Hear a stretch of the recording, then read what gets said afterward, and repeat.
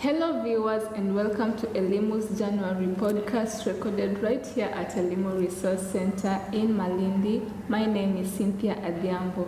Today we are delighted to have our President with us here. Welcome so much, Madam President, and thank you for having your time despite your busy schedule to be part of this. Karibu sana. Thank you so much. Happy to be here. First, let our viewers start by knowing who you are, your name, and exactly who our president is. Yes, I'm Nina Chang. I'm the founder of this organization. I'm from Canada. I've been in Malindi for 13 or 14 years. And yes, today they call me the president of Elimu. Okay, right. So let us just know, what is Elimu? If someone hears Elimu, what exactly is Elimu all about? Elimu, we chose the name because it means education in Swahili, which is the first national language of Kenya. Yes. And we are here for children to help them to achieve their goals in their education. Okay. So we have several projects, but they're all helping kids to stay in school, to improve their performance in school, to achieve their goals, both in school and even after they have graduated. Wow, thank you so much. What inspired you to have such an organization, a very amazing organization? Well, I think I can say that my inspiration comes from my faith. I grew up in a very loving Christian family, and we learned there that all the goodness that you receive is not so much for you to hang on to for yourself, but to also share with others. And coming to Kenya, one of the very first things I learned very quickly is how difficult it is for children to get a decent education, even to finish primary school, and even to make it to high school is such a challenge for them. And I realized from being here how much I have been blessed with, and that by giving some of what I have, I could make a big difference in the lives of children and people here in Kenya. Kenya, exactly. Thank you so much for having such amazing and a very productive project that is actually helping so many children, especially here in Malindi. What are some of the accomplishments that you have had so far as Elimu? Accomplishments, okay. Yes, there are many memories, wonderful memories that I could go back to. I think of certainly two of my children that are particular accomplishments for me. We had a young girl who in grade 7 was really struggling to even get above 240 and didn't have a great attitude about schooling. So we were able to mentor her. I was able to encourage her to talk to other people in the community that she trusts.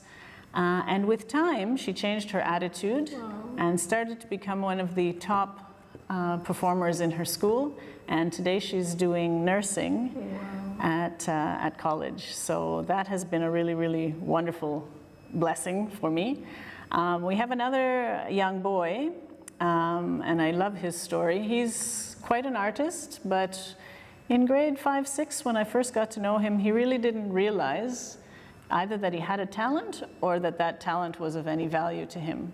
And over time, I'm very thankful I was able to encourage him and to help him to realize that talent. And he began to love everything to do with drawing, painting, designing. And today he's doing interior design at an arts college in Nairobi. And his whole image is design and art. Wow, that is so... I think another one of the accomplishments that I'm most blessed with is the team that I have here in Kenya. We're a team of about 8 Kenyans. And those people have really made this place to be what it is.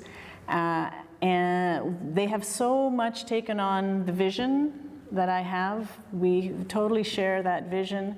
They have all have started by volunteering their time. Every one of those who are now staff at some point just gave of their time for the good of this community.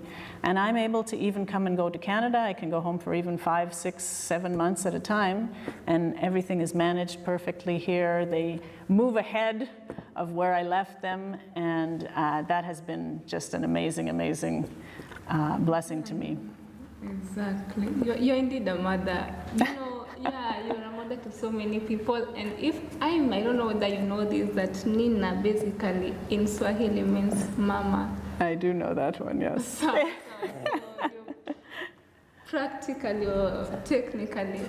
And we have a good example with you right here. What are you doing at Elimu Resource Centre right now? I am a volunteer too. Cindy. And I'm glad to be here, and I love working with you people.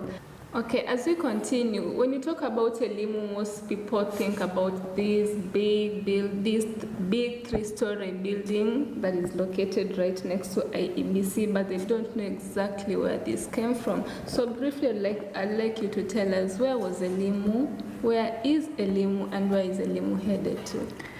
Yeah, that's a good question, and it's a 13-year journey now. So I came in 2004 as a volunteer. Wow. With no idea about starting a charitable organization. And as I said, I just began by helping kids to stay in school, paying some school fees.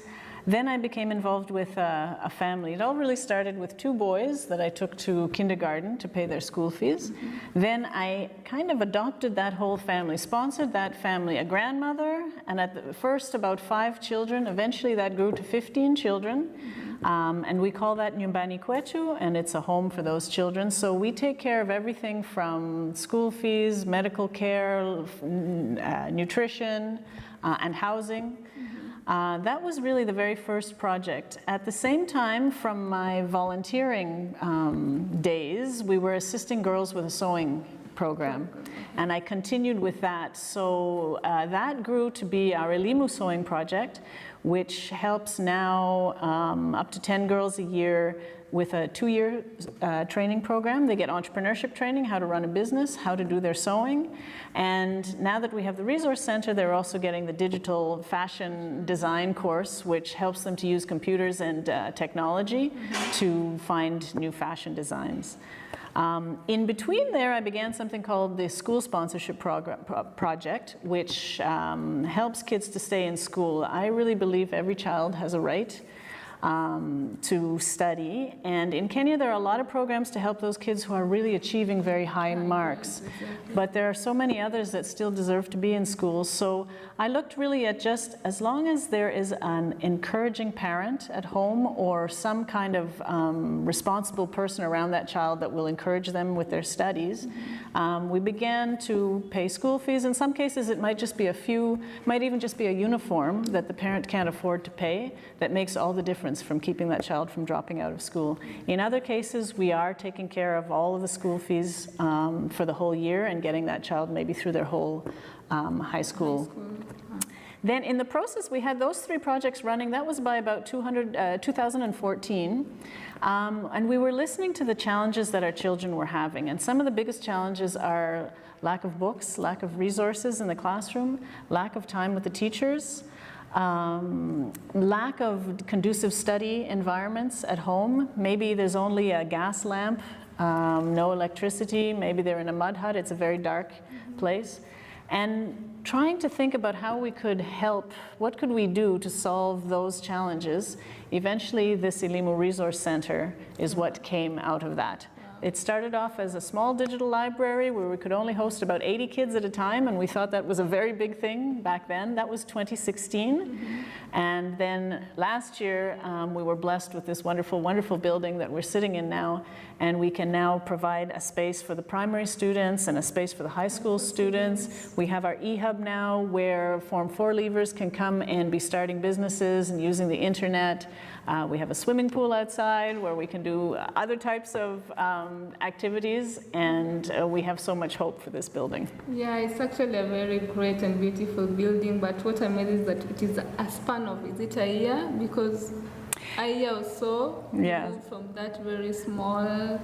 We moved in February 2018, so next month we'll be 1 year here at Elimu Resource Centre, and you know how much has happened in that short period of time. Sure. So you talked about the sewing project that you're helping the girls with. I'd just like you to make it clear to our viewers what type of girls are benefiting from these. Yeah, so the girls from our sewing project tend to come from rural communities, so places where there's no running water, there's no electricity. The sewing machines are foot pedal sewing machines, and in these communities around Malindi, there is still a high propensity, once the girls have finished primary school, their families want to marry them off. Against their own choices. So very few of those girls get an opportunity to go into high school. So we work with a local Kenyan woman here who runs a college, and we've been bringing those girls into that college. They come for 2 years, and it allows them to continue their studies, and through those studies to gain income generating opportunities. And when they return to their communities, we give them a sewing machine. And in those communities now, they become examples to other girls, and they can make their own choices for their future. Because they become income generators, nobody's rushing to marry them off to anybody. Yeah, and I believe as time goes by, at least we will be able to touch so many girls in regard to the fact that Kilifi County has been having the teenage pregnancy issues. Most girls don't manage to finish school due to that. So. Yeah, a lot of girls become quite hopeless because they don't have that opportunity to make it to school, or maybe they get into the first year of high school, the fees run out halfway through and they dropped out. So girls in that state, they don't have a hope for their future. So it seems like a small thing, but the sewing project actually gives them something to focus on, gives them a goal, gives them hope, and once they've come through it and become small businesswomen of their own right, they can now stand on their own feet, they have their independence, and they can, as I said, make their own choices. Sure. What has been your biggest letdown since you began this amazing project? What's my biggest letdown? My biggest letdown is to see a child who has been given so much opportunity to waste that opportunity. Unfortunately, we can't help everybody, and we have had a few cases. Thank God it's not by any means the majority. But every once in a while, you'll find a child who you're helping them, you're paying their school fees, you're mentoring them, giving them encouragement, and you understand the great difference that education is going to make in their life, but they don't get it. And they throw it away in favor of so many other things, drugs, alcohol. That's my greatest disappointment. It sure is. When actually you've given so much, we're trying to help that person, but that person isn't seeing the value of it, it is indeed a letdown. You can't help everybody, unfortunately. Sure. Okay, how does your leadership help this organization and its people grow, your team? Yeah, you have some hard questions. Yes, my leadership. I would say that I have really grown and learned so much in the last 13 years in Kenya. I hope that if there's a way that my team has learned from me and is growing, it's that I try to lead maybe from behind.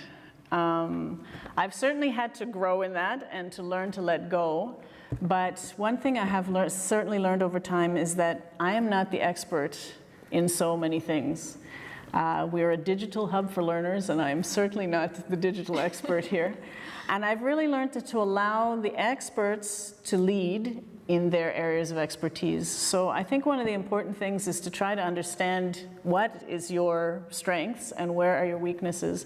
And I hope I have been a bit good in doing that lately, and I have, as I said, a very wonderful team around me, and they fill my gaps. And if I allow them to take charge of what they're strong at, then this place is really moving forward. And maybe if you didn't know, I'm actually following your footsteps because I envy what you do. I really do. Yes, and you're my expert in social media, and you're going to give me some training, isn't it? Yeah, sure. Okay. Where do you see yourself as Elimu in the next 5 years to come? Because now you've been growing, and it seems like God has blessed you so much that you you've grown so fast within a very short span. time. Yeah, so as we continue growing and we pray for God's blessings, where do you see Elimu in 5 years? Yeah, that's, I keep telling my team from year to year, we just don't know what's happening. We didn't know this building even existed in Malindi, much less that we'd be sitting in it and that it would open so many possibilities for us. But I guess my vision now that we're here is that this place will be full of young people. So first of all, the primary schoolers and the high schoolers who are coming here to just get the most that they can to achieve their goals in school. Then those children who have already finished, now young adults who have finished high school, will be in here following a program for them where they can do e-learning on our computers, get other skills, other courses to build their futures, to build their skill set. And we'll be using our co-working space to help young people start their own businesses. And as they do that, begin their businesses and become young entrepreneurs, or even after they've gone off to become employed and start their careers, we'll be hopefully bringing them back here so that they can mentor those young people, the ones who are finishing high school, the ones who are still in their last years of high school, so that it's sort of really a learning community. And we're all sharing our skills and our talents and our strengths with each other for the greater improvement of this society. My dream is that what we're doing here will even improve the economy of Malindi around us. Exactly. Hopefully even beyond as time goes by. Okay, give me one word that will describe you, a word that will describe Nina Chang the best. One word that will describe Nina Chang. I think that I would like to use the word tenacious. Tenacious. Yes. You are a tenacious. I tend to have a lot of hope for the future. I don't think I give up very easily. And other people will sometimes, tell me I'm going too far and they don't see the hope that I see ahead of me. But I guess I've lived from my experience. As I said, in November 2017, I didn't know that this building existed. Yes. And by February 2018, here we were. Oh. So anything is possible. And I try to keep a very hopeful attitude and thankful. I hope I'm also thankful. Exactly. You are. If you could go back and give your 18-year-old self a valuable advice, what could it be? Imagine yourself now, you're 18 years old. What advice would you tell yourself? Probably an 18-year-old person out there will take that. An 18-year-old. I think maybe one of the biggest things I've learned in my later years is that you can't do everything, and you can't even do everything for someone. So I think one of the important things that we have to do in our lives is to try to understand what it is that is our part. Try to know what is your part, and then you just do that part to the best of your ability. But if you try to do everything for everybody, you get exhausted and you don't succeed.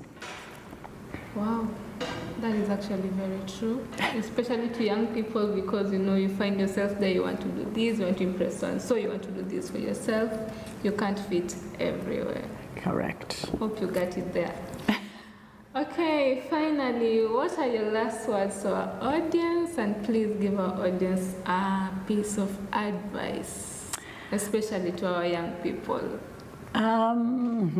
So, like I said, I do always try to encourage people to be thankful in everything that you do. Start your day, end your day with thanks. Even if it's been a really terrible day, just look for something in that day that you can say thank you to God for that thing and carry it into the next day. I think it's also important to start from where you're at, and that's something I've definitely learned from here in Kenya. Don't wait until all of your pegs have fallen into order perfectly, but just look and see, what is it that I have to get going with the idea that I have? And now take those things and move forward. and the rest will come into place. Exactly. Use what you have to get what you want. That's it. Yeah, thank you. Thank you so very much, Madam President, for being part of this, because I understand you're very busy and it's tough to fit in your schedule.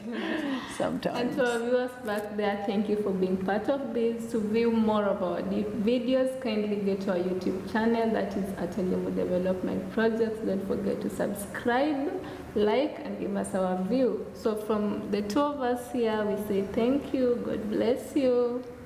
Thank you so much. Yeah. Bye for now.